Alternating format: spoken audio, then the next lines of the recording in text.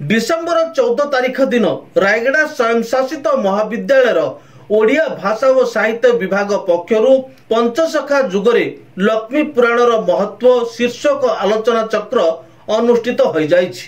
नमस्कार दर्शक बंधु, जीटीवी भारत ओडिया न्यूज चैनल को सब्सक्राइब करनथिले सब्सक्राइब करंतु, खबरटी को शेष जाए देखंतु, आवश्यक स्थले कमेंट करी सचेतन करंतु।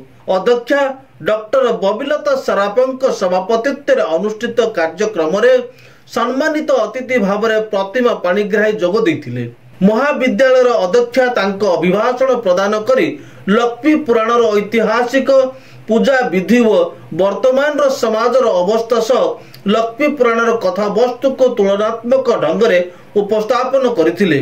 प्रारंभ में विभागीय मुख्य श्री टिकेश्वर माझी अतिथि परिचय प्रदान सह विभिन्न सामाजिक समस्यार समाधान रे लक्ष्मी पुराणर भूमिका संपर्क में आलोकपात करथिले।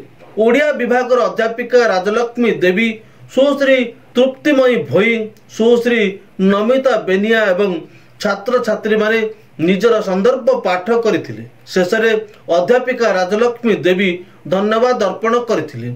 एही कार्यक्रम को परिचालना करुथिले अश्विनी दीप, अमित रत्नालु, अमीन हिमिरिका, जलिता माझी सह अन्य माने साहाय्य करथिले। Bureau report Zee TV Bharat Odia.